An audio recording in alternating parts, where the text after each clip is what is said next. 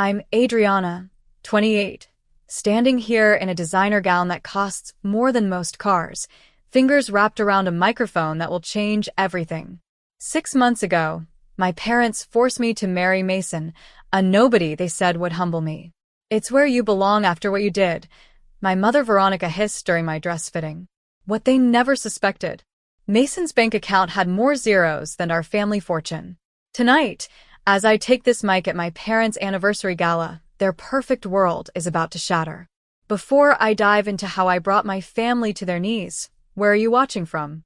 Hit that like and subscribe button if you've ever been underestimated by the people who should have believed in you the most. Growing up as Adriana Thompson meant never questioning privilege.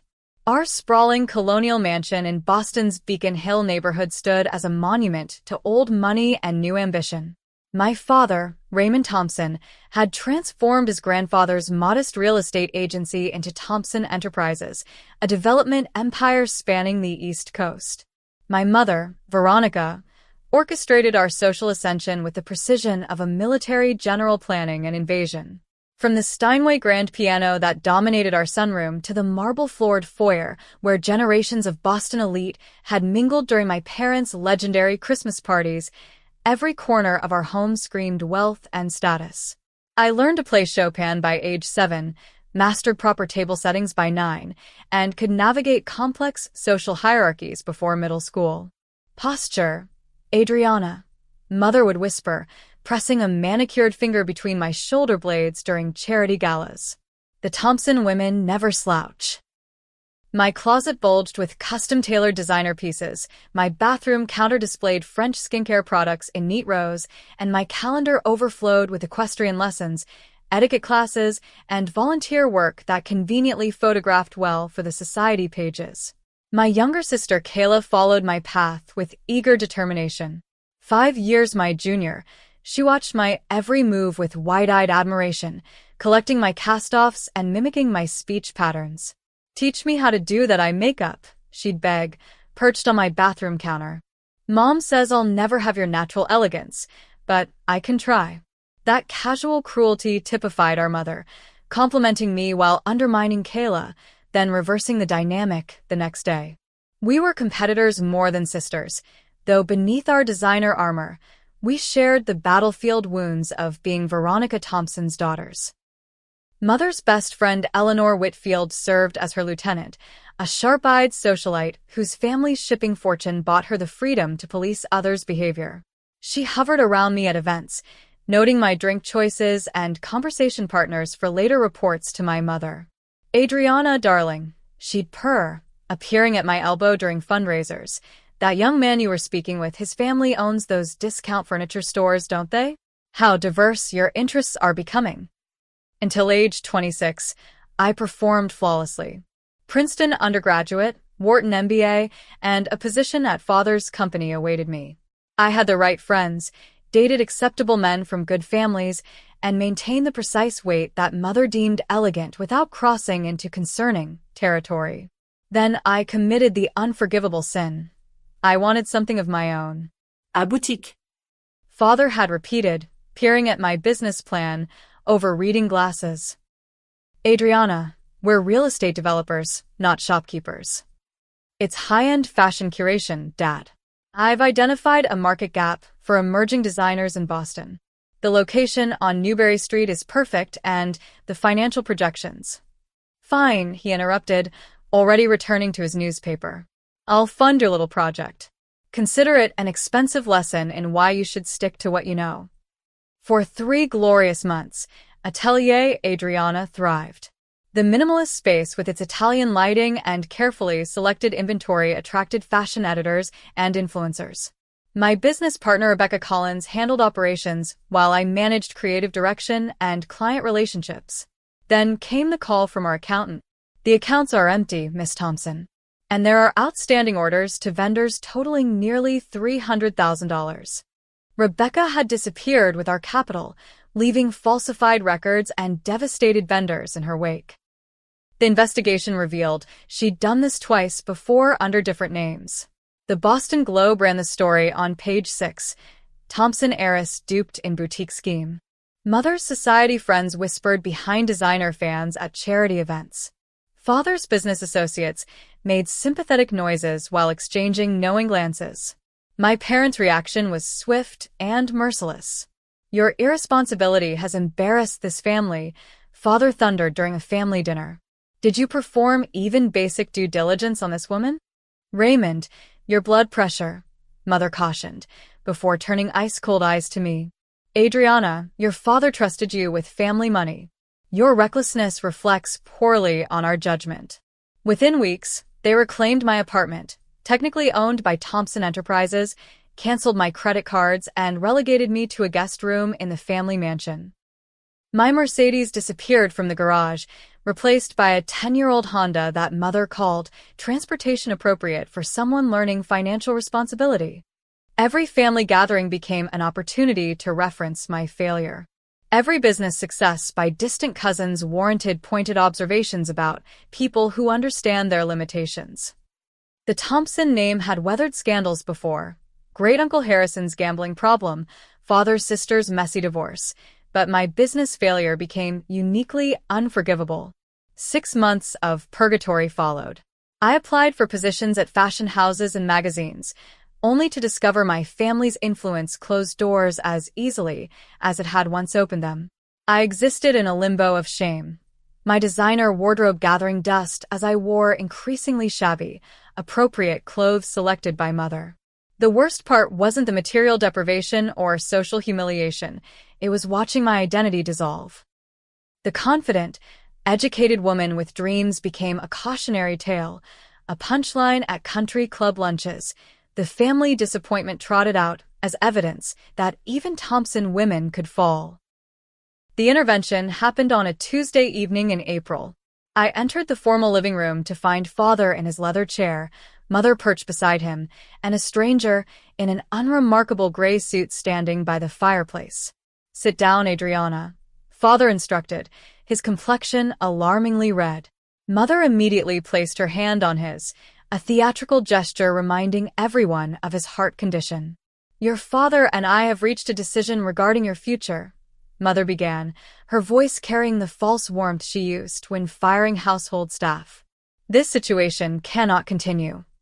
I've applied for 37 positions," I defended, tallying the rejections I'd received, many from companies with Thompson connections. "And demonstrated your complete inability to function independently," Mother interrupted. "We've found a solution." Father cleared his throat. "Theodore Parker has been our family's attorney for decades. His associate son, Mason, is seeking a wife. He's willing to overlook your recent difficulties." The stranger stepped forward, and I realized with horror he wasn't some business associate. He was the solution they'd arranged. "Mason Parker," he introduced himself, extending a hand that I refused to take. Average height, plain features, medium brown hair cut in no particular style. His suit looked department store quality, his watch distinctly non-luxury. "This is absurd," I laughed, waiting for the joke to land. "I'm not marrying a stranger because of one business setback. This isn't a negotiation," Mother stated flatly. "You'll marry Mason, who has generously agreed to this arrangement despite your circumstances. In return, you'll receive a modest apartment and an entry-level position at your father's company. And if I refuse this medieval arrangement?" Father's jaw tightened. "Then you'll leave this house with nothing but your personal belongings. No connections, no references, no financial support. Your choice." "Your father's heart can't take much more stress," Mother added, the implicit blame heavy in her tone. I fled the room, seeking refuge in Kayla's bedroom. My 23-year-old sister sat cross-legged on her bed, her expression confirming she already knew. "They've been planning this for weeks," she admitted, twisting her graduation ring nervously. "It's not about punishing you anymore, Adri. It's about controlling the narrative." "What does that mean?" "If you marry this guy and take a humble position, they can tell everyone it's a redemption story. The wild daughter who learned her lesson and embraced responsibility. By marrying some random lawyer's son? Who even is this person?" Kayla shrugged. "Some financial consultant at a small firm. Dad's lawyer says he's steady and responsible." Mom likes that he's forgettable. He won't outshine their perfect family image, but he's respectable enough.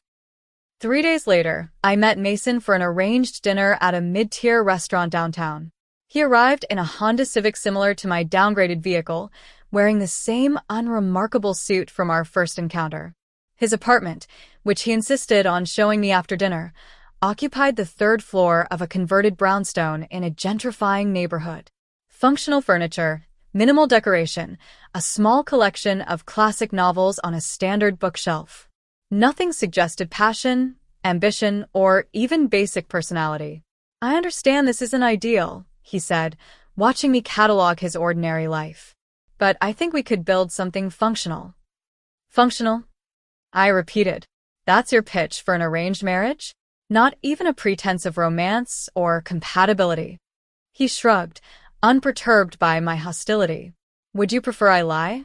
We're both entering this arrangement for practical reasons.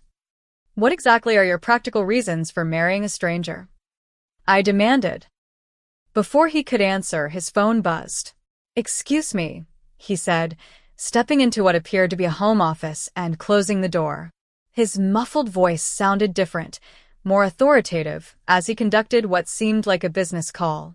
In desperation, I arranged a secret meeting with Tyler Reed, my ex-boyfriend from business school.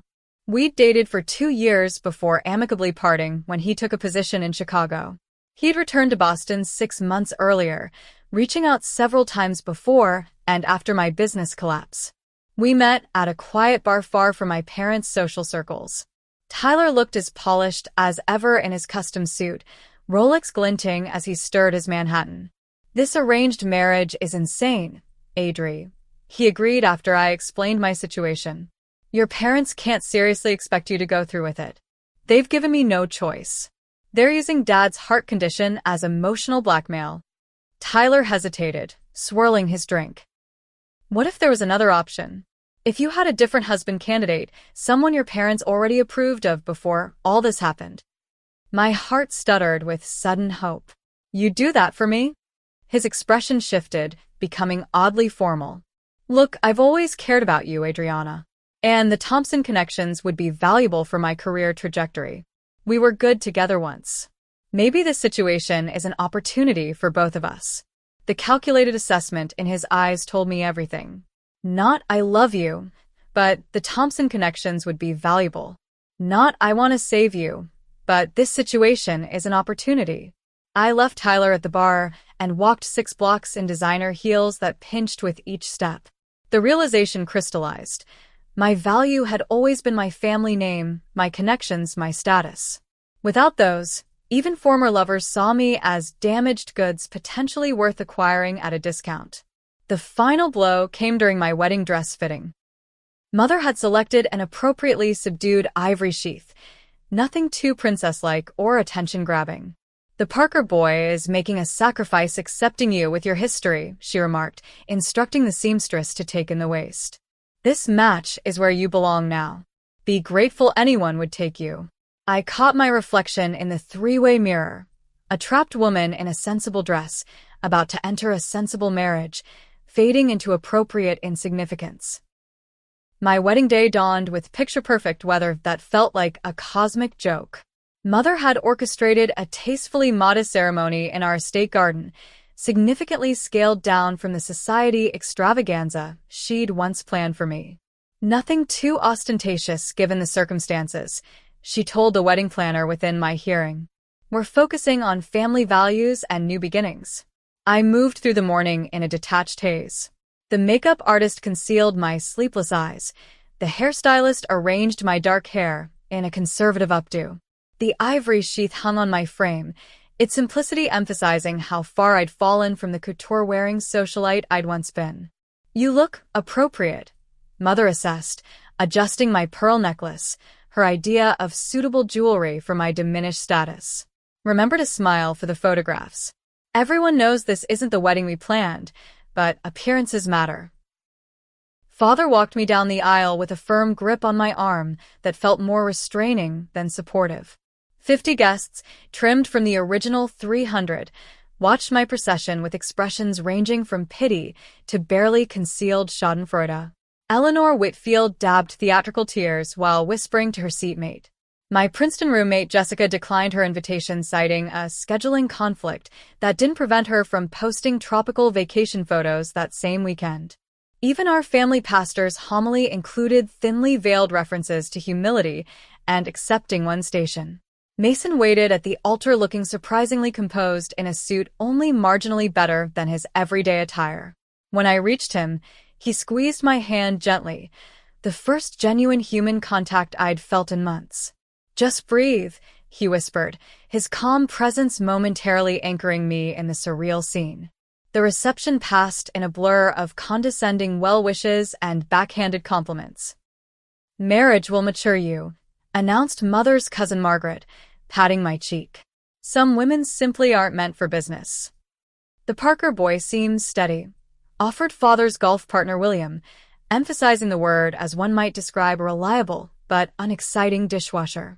I noticed Mason's guests then, only 5 people who clustered together at their assigned table. Unlike our society friends in designer outfits and family heirlooms, they wore simple but quality clothing and observed the proceedings with curious, intelligent eyes. A striking woman in her 50s with silver-streaked black hair caught me watching and raised her champagne flute in a private toast that somehow felt more authentic than all the flowery speeches combined. Our wedding gifts reflected my new status: practical kitchen appliances, modest home decor, and a conspicuous absence of the luxury items that had populated my sister's wedding registry 2 years earlier. Mother's centerpiece gift, presented with dramatic flourish, was a deed to a starter apartment in a developing area and employment contracts for positions at Thompson Enterprises. "Entry-level positions suitable for your capabilities," Father explained, emphasizing my demotion. "Mason in financial services, you in administrative support." We departed in Mason's Honda rather than the vintage Rolls-Royce that had carried my cousin Charlotte at her wedding. No exotic honeymoon awaited us, just a weekend at a bed and breakfast in the Berkshires before Monday's return to our assigned roles in the Thompson empire. The apartment, our generous wedding gift, occupied the 3rd floor of a converted factory building in a neighborhood undergoing gradual gentrification. 2 bedrooms, functional kitchen, views of a brick wall, and furniture Mother had selected for its inoffensive blandness. The master bedroom featured twin beds that could be pushed together when you're ready, as Mother delicately phrased it. "Home sweet home," Mason commented without irony, setting down our luggage in the living room. "This isn't a home," I retorted, surveying the beige wasteland. "It's a holding cell." The next morning, I faced my new reality, learning to operate a coffee maker I'd never needed before, figuring out which cleaning products addressed which surfaces, discovering that groceries didn't magically appear in refrigerators. Mason observed my domestic floundering with surprising patience. "I can show you how to make a basic meal plan and grocery list," he offered after finding me staring blankly into our empty refrigerator. "Why aren't you more upset about this?" I demanded, gesturing around our modest surroundings. "You've been forced to marry a stranger and live in this place." "I've lived with less," he replied simply. "And nobody forced me. I agreed to this arrangement." That mysterious statement hung between us as we established an awkward coexistence.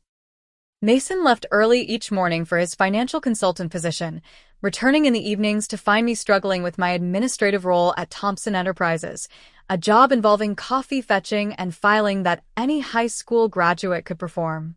"Your reports need to be filed by client name, not date," my supervisor Jennifer instructed with barely concealed satisfaction at directing at Thompson. "Your father expects all employees to follow standard procedures." Weekends developed their own rhythm. Mason often disappeared for business meetings that seemed excessive for his supposedly junior position.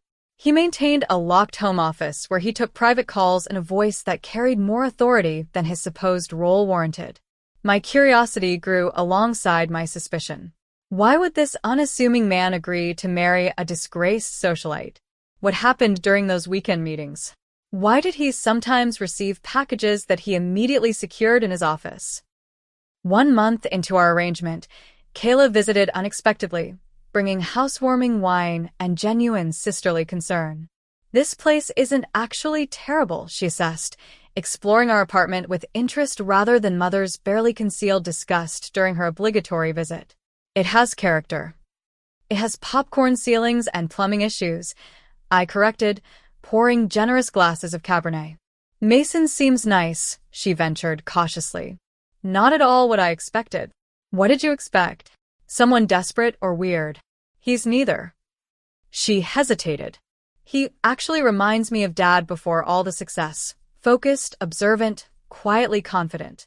That evening, Mason returned with takeout from an excellent Thai restaurant that shouldn't have fit our budget. When I questioned the expense, he shrugged it off. Life's too short for bad pad Thai. The three of us assembled a bookshelf together, a project that revealed Mason's methodical nature and unexpected humor. When the shelf collapsed due to my misaligned screws, his deadpan, I believe that's what structural engineers call an epic fail, startled a genuine laugh from me. My first in months. After Kayla left, Mason and I shared a moment of unexpected companionship over fortune cookies and coffee.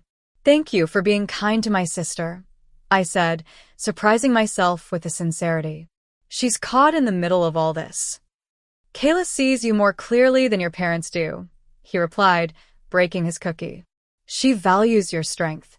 What strength? I'm living in an arranged marriage in an apartment my mother furnished with reject items from our summer house. Mason studied me with unexpected intensity. The strength it takes to survive when everything you identified with is stripped away. Many people would have broken. Something shifted between us that night. Not romance, but perhaps the beginning of respect.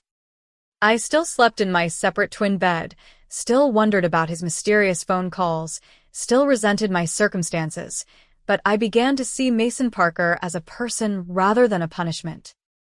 6 months into our arrangement-turned-marriage, I awoke at midnight to find Mason's side of the room empty. This wasn't unusual. His mysterious work calls often pulled him from bed, but tonight, fatigue from a particularly humiliating day at Thompson Enterprises overrode my usual respect for his privacy. I followed the muted sound of his voice to his home office, expecting to find the door locked as always. Tonight, however, the knob turned under my hand. The room I entered bore no resemblance to the modest apartment surrounding it. 3 large monitors displayed complex financial data. A Bloomberg terminal, equipment costing tens of thousands of dollars, occupied one corner. The bookshelf held economics and finance volumes far beyond entry-level knowledge. And there was Mason, speaking confidently into a headset while manipulating figures on one screen. The Singapore acquisition needs to close before market opens. Have legal prepare the final documents for my signature. Wilson can handle the press statement, standard language about strategic expansion and synergies. He turned, noticing me frozen in the doorway, and smoothly concluded his call. I'll address the remaining items tomorrow. Good night. For a long moment, we stared at each other, me in my faded pajamas, him in a crisp dress shirt and tailored slacks that definitely weren't from the department store. You're not a junior financial consultant, I stated flatly. No, he agreed, removing his headset. I'm not. Then who exactly did I marry? Mason gestured to the chair opposite his desk. As I sat, he opened a drawer and removed a business magazine dated 2 years earlier. He placed it before me, open to a feature article titled The Invisible Billionaire, Aurora Investments' Mysterious CEO.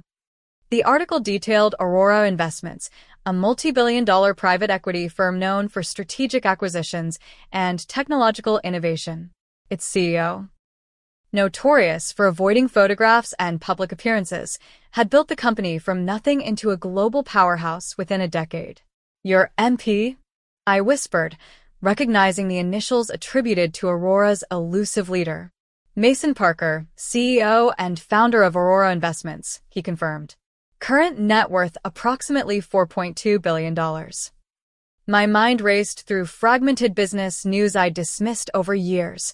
Rumors about the reclusive billionaire whose investment strategies outperformed even the most established firms, speculation about his identity, theories about why someone so successful avoided publicity. Why the deception? Why agree to marry me? Why live like this when you could have? I gestured wildly at our surroundings.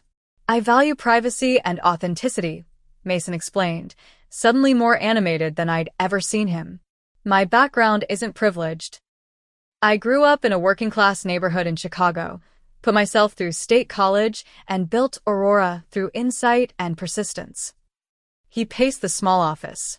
The wealthier I became, the more I saw how money changes how people interact with you. Everyone wants something: access, funding, connections, status.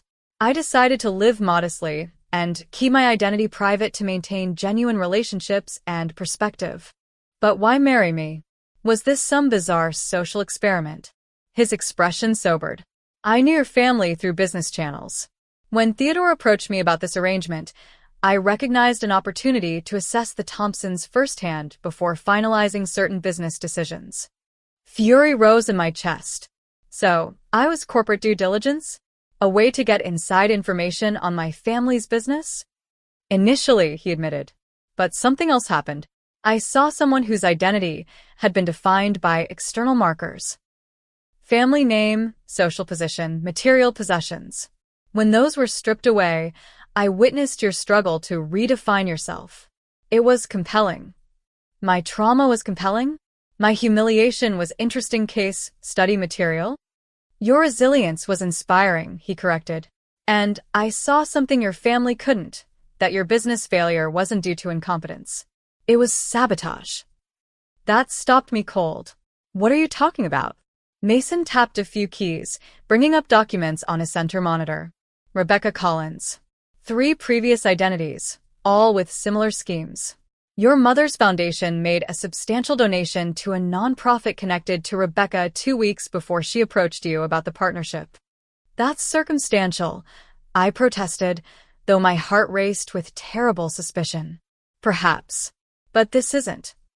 He displayed banking records showing transfers between accounts. Your mother created the conditions for your failure, Adriana. She ensured you'd fall, then positioned herself and your father as the wise protectors picking up the pieces. The room seemed to tilt as 6 months of shame and self-recrimination collapsed under this new information. Why would she do that? Control, Mason said simply. Your boutique was succeeding. You were establishing independence, building your own network separate from Thompson connections. For someone like your mother, who defines herself through controlling others, that threatened the entire family dynamic. I pressed my fingers against my temples, trying to process this betrayal. And you've known this how long? I suspected before our arrangement. I confirmed it 3 months ago. Why not tell me immediately? Mason's expression softened with unexpected vulnerability. Because you needed to find your own strength first. Because information without power to act on it just creates deeper wounds. And now, what am I supposed to do with this knowledge? That, he said quietly, depends on what you want. Revenge? Reconciliation? Escape? Something else entirely. The question hung between us. The first time in my adult life someone had asked what I wanted without presuming to already know the answer. I want justice, I finally said. And I want my life back, not the shallow existence my parents defined, but something authentic. Something mine. Mason nodded slowly. I can help with that if you'll let me. Why would you help me? What do you get out of this? His gaze held mine steadily. A partner. Someone who sees me for who I am rather than what I own. Someone who understands both worlds and chooses reality over illusion. That sounds suspiciously like a real marriage, I observed. Maybe it could be, he suggested, a hint of uncertainty in his voice that humanized the billionaire CEO more than anything else could have. We could start over, no arrangements, no deceptions, no expectations except honesty. That night, we pushed the twin beds together for the first time. Not for physical intimacy, but to lie facing each other in the darkness, dismantling our false personas and offering genuine truths instead. Mason described growing up with a single mother who cleaned houses, scholarships that barely covered tuition, the algorithm he developed in his dorm room that eventually became Aurora's foundation. I shared my childhood of conditional love, the suffocating expectations, moments of rebellion swiftly punished, and the genuine passion for fashion and design that my parents had dismissed as frivolous. I never wanted their real estate empire, I confessed. I wanted to create something beautiful and functional that was entirely my own. You still can, Mason replied, and I can help you clear your name in the process. In the morning light, we faced each other not as arranged spouses, but as allies with a common purpose. Mason extended his hand formally, eyes twinkling with unexpected mischief. Partners? He asked. I took his hand, feeling something like hope unfurl for the first time in nearly a year. Partners. Our partnership began with education.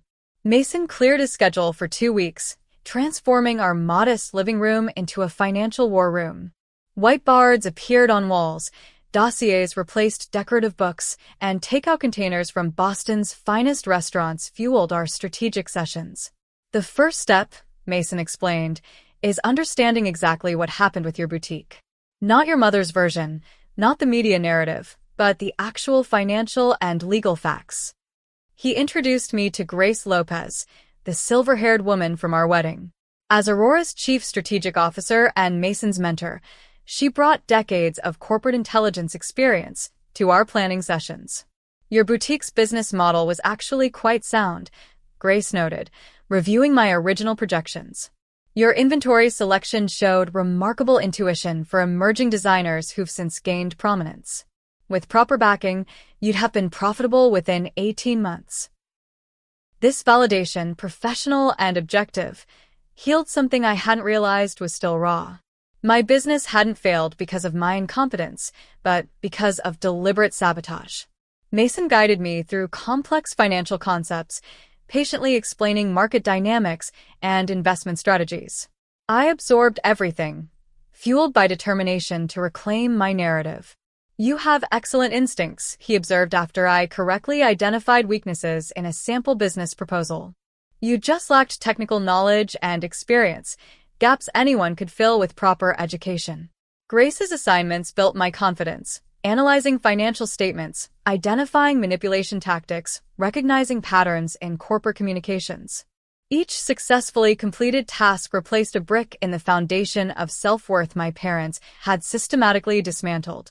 Our investigation into Rebecca Collins revealed a professional con artist who specialized in targeting wealthy families. Her previous identities, Rachel Carter, Renee Campbell, Rita Chambers, followed identical patterns: establish trust, secure investment, embezzle funds, disappear.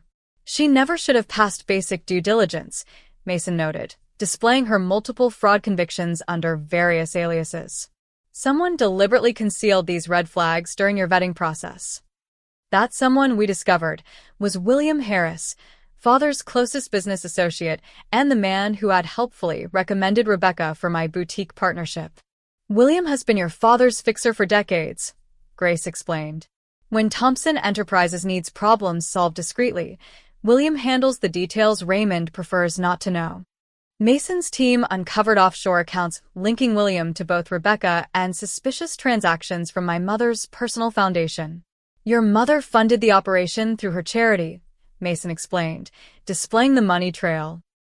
William identified and recruited Rebecca, then ensured she passed her background checks. They created the perfect storm to ensure your business would fail spectacularly enough to justify your parents' intervention. Each revelation hardened my resolve. These weren't impulsive actions, but a calculated campaign to destroy my independence.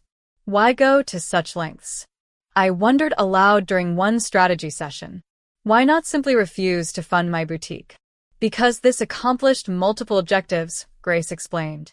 It publicly discredited your business judgment, created the perception that you needed protection, justified their controlling measures, and reinforced their narrative that Thompson's success comes only through the established family channels.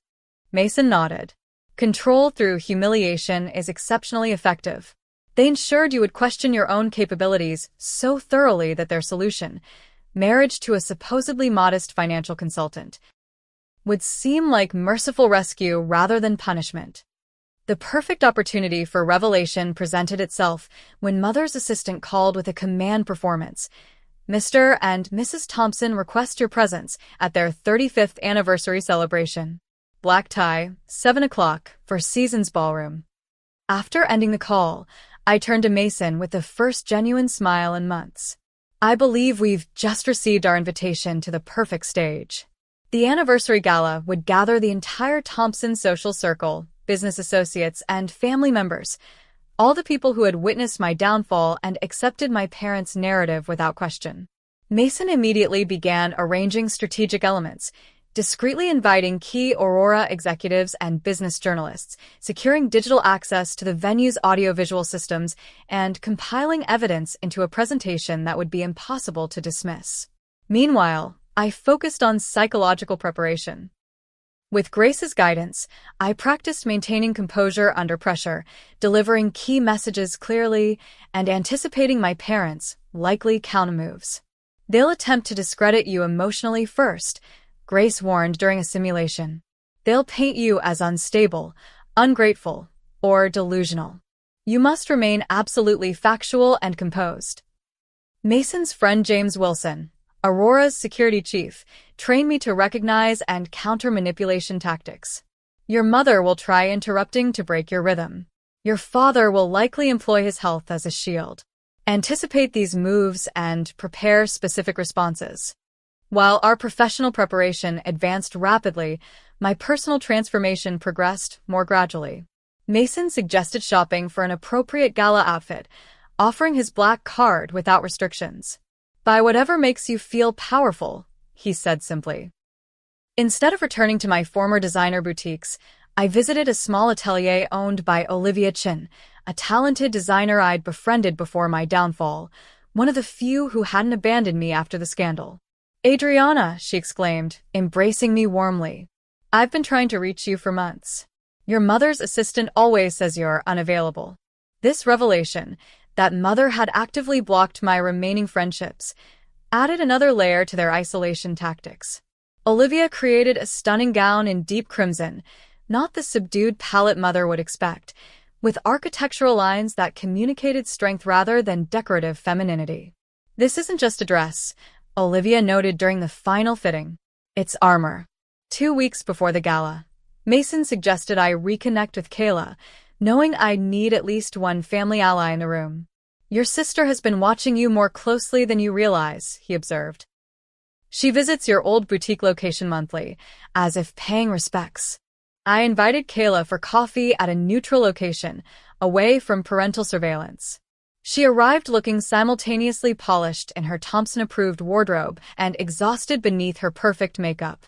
Mom's been impossible since you left, she confided. Without you to focus on, all her controlling energy redirected to me. Last week she replaced my entire wardrobe because my selections were becoming eccentric. Kayla, there's something you need to know about my business failure, I began carefully. Her expression stopped me. That it wasn't really your fault? That Mom and Dad orchestrated it? I've suspected for months. My shock must have shown, because she continued in a rushed whisper. I overheard William and Dad arguing about payment to the Collins woman. Then I found old pictures of Rebecca with different hair and names in Mother's foundation files when I was helping organize their charity gala. Why didn't you tell me? Her eyes filled with tears. By the time I put it together, you were already married and gone. Mother monitors my calls and visits. I've been waiting for a chance to talk to you alone. We spent hours strategizing her role in our plan, not as an active participant, which would make her vulnerable to our parents' retaliation, but as a neutral witness positioned to observe everything. The night before the gala, Mason and I conducted our final preparation. Evidence compiled, presentations loaded, contingencies planned for every scenario. Are you absolutely certain you want to do this? Mason asked as we reviewed our timeline once more. Once set in motion, there's no going back. Your relationship with your parents may never recover. I considered his question seriously, weighing the comfort of continued submission against the cost of never reclaiming my truth. What relationship would I be preserving? I finally answered. One built on control and conditional love? That's not worth saving. I want relationships based on truth and mutual respect, even if that means having fewer of them. Mason nodded, then hesitated before reaching for my hand. Whatever happens tomorrow, I want you to know something. This arrangement began as a business decision, but somewhere along the way, it became the most meaningful partnership I've ever experienced. You've shown more courage and integrity than anyone I've known. In the quiet of our bedroom, with twin beds now permanently replaced by a king-sized mattress we'd selected together, I realized the ultimate irony.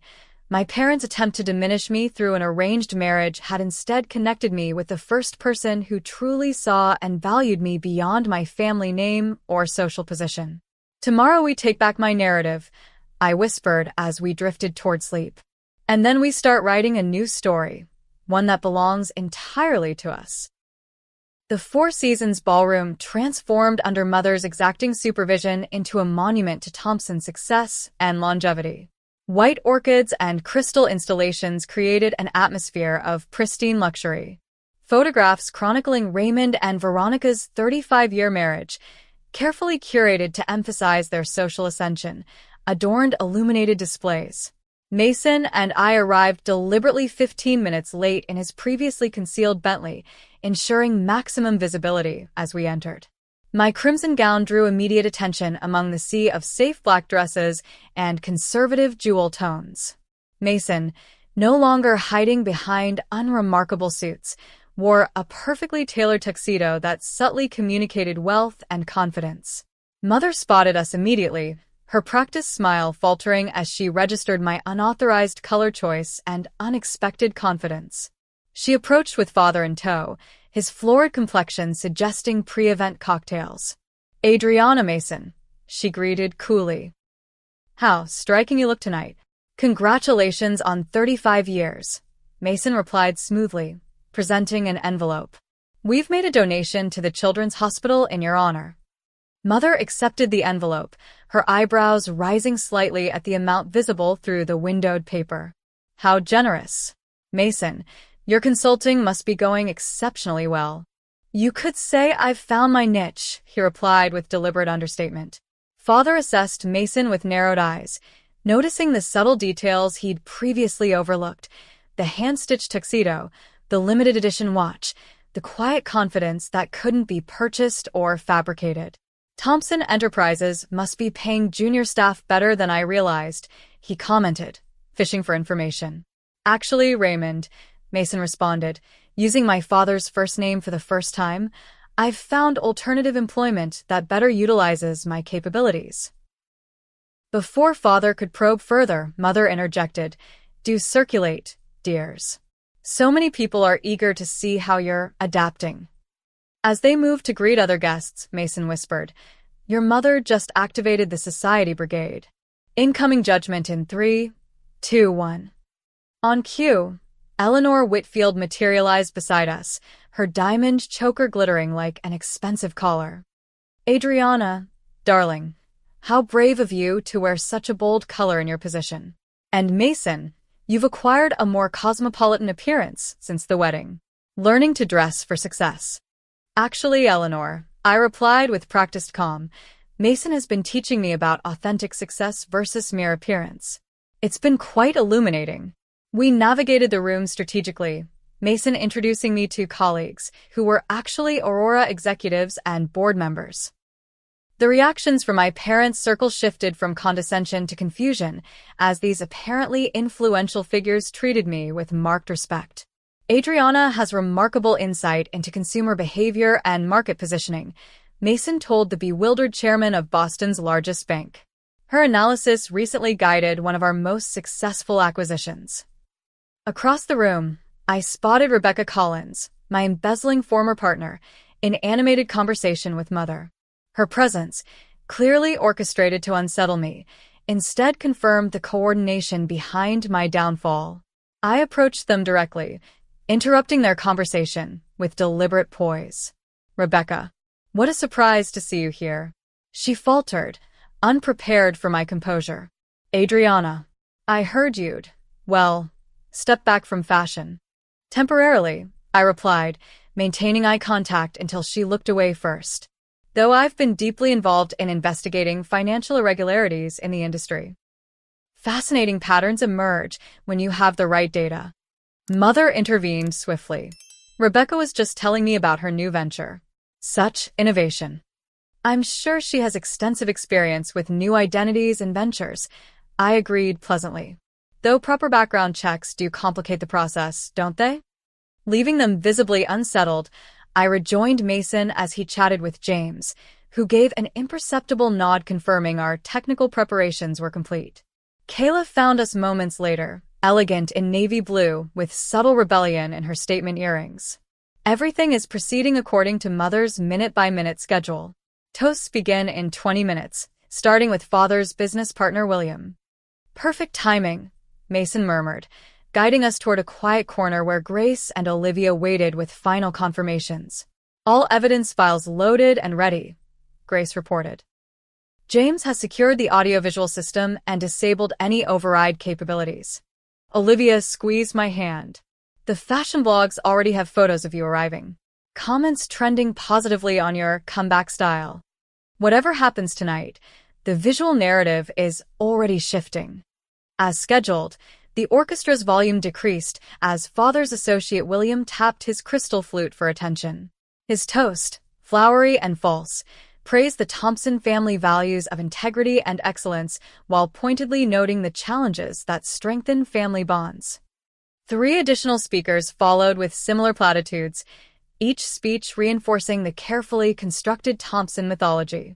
Mother beamed appropriately, Father accepted congratulations with practiced humility, and guests nodded at the familiar narrative of deserved success and exemplary character. Following the official program, Mother approached the microphone for her scripted moment of gratitude. Dressed in ice blue couture that had required 3 international fittings, she embodied calculated perfection. Raymond and I are deeply moved by your presence tonight, she began, voice modulated for maximum emotional effect. Family has always been our foundation, the core value that guided our marriage and business through 35 extraordinary years.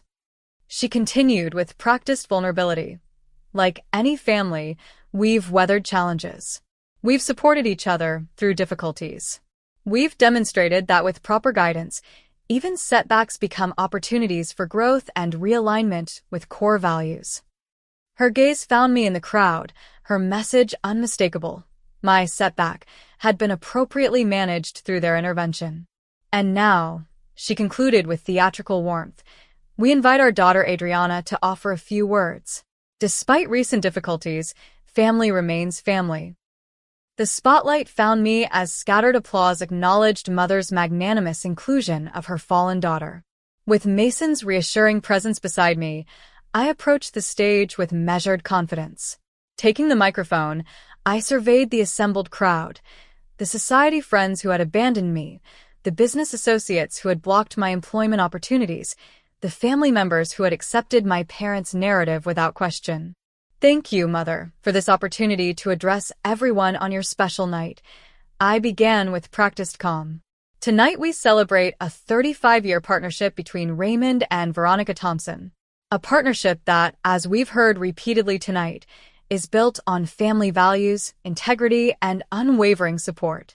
Mother nodded approvingly from her seat, anticipating the dutiful, brief congratulations she had scripted for me. These values were impressed upon me throughout my childhood. I continued. Integrity above all. Family supporting family. The Thompson name representing excellence and ethical conduct. I paused, allowing anticipation to build before shifting direction. Which is why I found it so educational to discover what happens when those values conflict with the desire for control.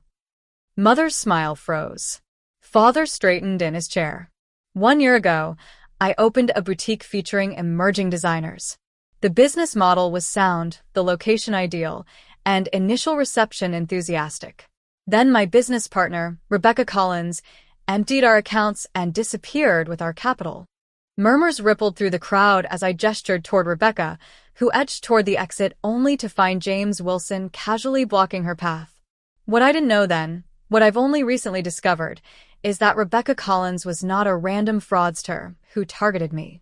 She was specifically recruited, vetted, and inserted into my business by individuals determined to ensure my venture would fail. The ballroom screens activated simultaneously, displaying banking records linking Mother's foundation to Rebecca's offshore accounts. These financial transactions show payments from the Veronica Thompson Foundation to shell companies controlled by Rebecca Collins, payments made shortly before she approached me about partnership, and again immediately after she embezzled our funds. Gasps and whispers intensified as I advanced through meticulously organized evidence. Emails between William and Rebecca discussing the Thompson daughter situation, Mother's instructions regarding the timing of the embezzlement, Father's knowledge of the plan to teach Adriana necessary lessons about independence. This orchestrated business failure served multiple purposes, I explained, maintaining the professional tone Mason and Grace had helped me perfect. It discredited my judgment, justified unprecedented control over my personal and professional choices, and culminated in an arranged marriage designed to remove me from public view while maintaining family appearances. Mother stood abruptly. This is preposterous. Adriana has clearly been manipulated by. By whom, Mother? I interrupted calmly. By my husband? The supposedly modest financial consultant you selected precisely because he seemed controllable and grateful for Thompson connections. I gestured toward Mason, who approached the stage with characteristic composure. Allow me to properly introduce my husband. This is Mason Parker, founder and CEO of Aurora Investments, current valuation $68 billion. Perhaps you've read about him, though he's famously private about his identity and prefers the substance of success over its trappings. The screen shifted to display news articles about Aurora's founder, investment performance metrics that outpaced even the most established firms, and Mason's estimated personal net worth, significantly exceeding the Thompson family fortune. The stunned silence that followed was broken by Eleanor Whitfield's audible, "Good God," from the front table. Mason agreed to our arranged marriage for his own reasons, I continued. Reasons that evolved from strategic business intelligence to something neither of us anticipated. Authentic partnership based on mutual respect and shared values, the actual family values my parents espoused but failed to practice. Father rose now, face alarmingly red. This public display is unconscionable. My heart condition is being monitored by 2 cardiologists on Aurora's board who are present tonight, Mason interjected smoothly, joining me at the microphone. Your health concerns are noted and addressed, Raymond, though they seem remarkably situational in their appearance. Mother attempted to reach the stage, but the presentation continued relentlessly, evidence of William's coordination with Rebecca, documentation of my parents' systematic isolation tactics, communications revealing their orchestration of my social and professional rejection. The Thompson reputation for business excellence remains well-deserved, I acknowledged. My parents built an extraordinary company through vision and persistence. What remains in question is the character that accompanied that success, the willingness to destroy their daughter's reputation and confidence to maintain control. The final slides displayed my original boutique business plan alongside professional assessments from top retail consultants confirming its viability, market potential, and sound financial modeling. I stand before you not seeking sympathy or revenge, but simply reclaiming my narrative. My business didn't fail because of my incompetence. It failed because my independence threatened a family dynamic built on control rather than support. As I concluded, Mason's executives strategically engaged key business leaders throughout the room.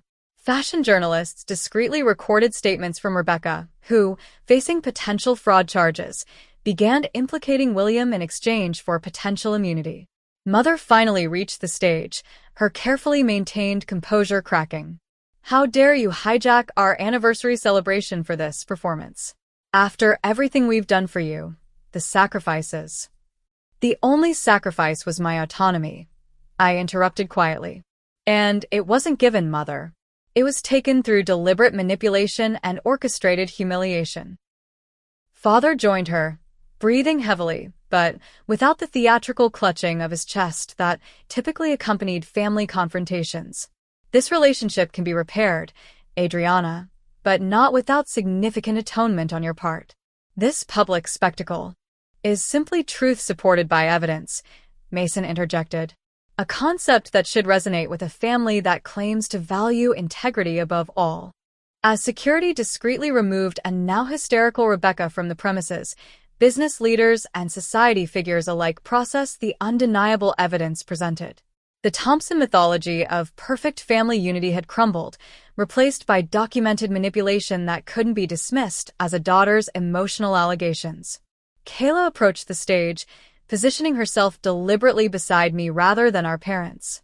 This visual statement, the younger Thompson daughter aligning with the truth rather than family fiction, delivered the final blow to Mother's carefully constructed narrative.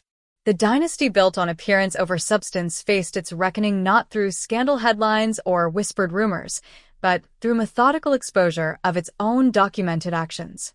As Mason and I departed the ballroom, leaving behind the debris of a shattered family mythology, he leaned close to whisper, "This isn't the end. It's the beginning of something authentic." For the first time in my adult life, I faced an unscripted future and found myself utterly unafraid. The Sunday following the gala, Boston's society pages struggled to diplomatically cover what was already being called the Thompson revelation. Headlines ranged from the tactful 35th anniversary gala takes unexpected turn to the more direct Thompson family business practices questioned after heiress's presentation. Mason monitored the coverage with professional detachment, sorting reports into categories for our legal team's review. "The narrative is splitting along predictable lines," he observed over breakfast in our modest apartment, our last day before moving to his actual residence. "Older establishment figures are attempting damage control for your parents, while business publications are focusing on the documented evidence." I nodded, scanning industry newsletters that had already picked up the story of Rebecca's fraud scheme and my parents' involvement. Fashion blogs are treating it as redemption, the unfairly maligned designer vindicated. Mother must be apoplectic about losing control of the narrative. The most immediate aftermath was professional. Father's company faced multiple inquiries from regulatory bodies regarding Williams' documented activities. 3 board members requested emergency meetings to discuss succession planning, corporate code for leadership replacement. Mother's carefully cultivated social standing suffered immediate damage, with 2 charity boards requesting her temporary step back while addressing family matters. My phone vibrated with a text from Kayla, parents in crisis mode. Dad actually yelling. Mom broke her favorite vase. Can we meet? Need escape plan. Mason and I met her at a quiet cafe far from Thompson territory.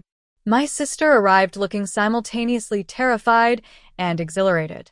"The house is unbearable," she reported. Mother cycling between icy fury and tactical sobbing. Father's locked himself in his study with the family attorneys. Eleanor Whitfield sent a message postponing their summer plans, which Mother interpreted as total abandonment. "Are you safe there?" I asked, concerned about her bearing the brunt of their displaced rage. "Physically, yes. Emotionally," she shrugged. "They're too focused on damage control to bother with me," though Mother did deliver a 20-minute monologue about familial betrayal when I declined to call you delusional on the record. By week's end, Mason had helped Kayla secure her own apartment and position at a respected architectural firm, her actual passion, which our parents had dismissed as impractical compared to the Thompson real estate track they'd planned for her. Meanwhile, Mason and I transitioned to our authentic life together.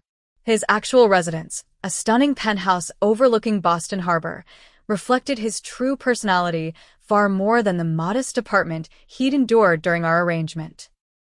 "I've owned this place for 5 years but rarely spent time here," he explained as we entered the spacious, light-filled space. "Too empty, with just me. It needed the right person to make it feel like home." The penthouse, like Mason himself, balanced understated luxury with genuine comfort. Custom bookshelves housed his actual collection, philosophy, economics, architecture, and surprising vintage science fiction. The kitchen featured professional-grade equipment that revealed his hidden culinary skills. his office, no longer needing concealment, showcased the command center from which he directed his global investments. You maintained the deception flawlessly, I noted, exploring rooms that revealed more about my husband in minutes than I'd learned in our first months together. No wonder Aurora's competitors can't anticipate your moves. I've spent years perfecting professional privacy, he acknowledged. What I never mastered was personal connection until you. Our personal evolution mirrored our changing external circumstances. The marriage that began as a business arrangement developed authentic dimensions neither of us had anticipated. Mutual respect evolved into genuine affection, partnership deepened into trust, and shared goals created a foundation stronger than any society match could have provided. 3 weeks after the gala, my parents' attorney contacted us with a proposed reconciliation agreement, essentially a contract establishing conditions for family reunification, complete with mutual non-disclosure provisions and scheduled appearances at key social events. They're still attempting to control the narrative, Mason observed as we reviewed the document together. Notice how it frames everything as misunderstandings rather than deliberate actions. I declined the agreement with a simple response. Reconciliation begins with accountability, not contractual appearances. I remain open to honest conversation when they're ready for authenticity over image. My professional rehabilitation proceeded more positively. With Mason's strategic guidance and Grace's mentorship, I developed a business plan for a revised boutique concept, one built on sustainable practices and emerging designer incubation. Your original model is sound, Grace confirmed during our planning session. With proper financial structure and experienced operations support, there's no reason this venture shouldn't succeed. Aurora provided initial funding as a proper business investment rather than family obligation. Mason insisted on standard due diligence and return expectations, because you don't need charity or favors. Your concept deserves legitimate backing. Olivia joined as creative director, bringing her design expertise and industry connections. We secured a location 3 blocks from my original boutique, a symbolic reclamation of territory I'd been forced to abandon. 4 months after the gala revelation, we held a small launch event for Authentic Atelier. Fashion editors, industry buyers, and selected clients attended, with notable absences. My parents declined their invitations with formal regrets. Eleanor Whitfield and her social circle conveniently had prior commitments. Their absence highlighted the most significant aftermath, the necessity of rebuilding life with chosen connections rather than obligatory ones. Some relationships couldn't survive truth-telling, and perhaps were never meant to. My twice-weekly therapy sessions helped process this reality. Dr. Harrington specialized in family trauma and identity reclamation, guiding me through grief for the family I'd thought I had and acceptance of the family that actually existed. Your parents' capacity for relationship may always be conditional, she observed during one particularly difficult session. That doesn't diminish your worth or right to authenticity. 6 months after the revelation, Mason and I faced the question that had hovered unspoken. What did we want from our accidental marriage now that its original premise had evaporated? Over dinner at our now favorite neighborhood restaurant, a place we discovered during our modest life that we continued patronizing despite having access to Boston's most exclusive establishments, Mason proposed a solution. I've been thinking about our unusual beginning, he said, reaching for my hand across the table. We started with contracts and arrangements rather than choice and emotion. What if we reset completely? From his pocket, he produced not an ostentatious diamond, but a simple band of meteorite and gold. This marriage began as a business decision that evolved into something authentic and unexpected. I'd like to choose it properly this time. Choose you, not for appearances or advantages, but because you've become essential to my life. 2 months later, we held a private ceremony on the rooftop garden of our penthouse. 20 guests, true friends and chosen family, witnessed our exchange of vows that acknowledged our unconventional beginning and committed to our chosen future. Kayla stood beside me, flourishing in her new independence and genuine passion for sustainable architecture. Olivia adjusted my simple gown, her original design created specifically for this authentic celebration. Grace and James represented Mason's chosen family, the loyal colleagues who had known his true identity when the world saw only what he allowed them to see. My parents attended, a tentative first step toward whatever relationship might be possible. Their presence came without conditions or expectations, their seating with regular guests rather than special family positioning. Mother approached during the reception, her carefully neutral expression masking whatever emotions churned beneath. The ceremony was tasteful, she offered, the closest approximation to approval she could manage. The dress suits you. Thank you for coming, I replied simply. It matters that you're here. Father maintained greater distance, though he approached Mason with what appeared to be genuine curiosity about Aurora's sustainable investment initiatives, a conversation about actual business rather than appearances or control. 1 year after the gala revelation that transformed our lives, Mason and I created our own anniversary tradition, a quiet dinner where we exchanged private truths rather than public performances. I never expected happiness from our arrangement, I admitted, sharing vulnerabilities still difficult to voice. At best, I hoped for tolerable coexistence. Finding genuine partnership seemed impossible. I planned for a strategic alliance and temporary inconvenience, Mason confessed. I never anticipated needing someone or allowing myself to be truly known. The modest apartment where we began our strange journey became Kayla's first independent home, our wedding gift to her, a space where she could define herself beyond Thompson expectations. The boutique flourished, expanding to include a designer incubator program supporting emerging talent with both financial backing and business education. My relationship with my parents evolved into something neither wholly estranged nor falsely reconciled, a careful navigation of boundaries and limited engagement based on their capacity for authentic connection rather than controlled performance. Most significantly, the woman who entered an arranged marriage believing herself fundamentally flawed and deserving of punishment discovered a different truth, that authentic strength comes not from perfect performance but from honest self-knowledge and the courage to live truthfully. The parents who arranged my marriage to humble me inadvertently connected me with the person who most clearly saw my value. The man they chose to diminish me instead became my strongest advocate and partner. The humble circumstances meant to teach me my place instead taught me that genuine worth transcends external markers of success. Perhaps that's the ultimate lesson worth sharing. Sometimes the very circumstances designed to break us become the foundation for rebuilding something authentic and unbreakable. Have you ever discovered strength in what initially seemed like your lowest moment? Has someone else's attempt to control you eventually led to unexpected freedom? Share your story in the comments below. And if this tale of finding authenticity resonated with you, please hit that like button and subscribe for more stories about transformation and resilience. Thank you for joining me on this journey. May you find the courage to claim your own authentic narrative, whatever unexpected forms it might take.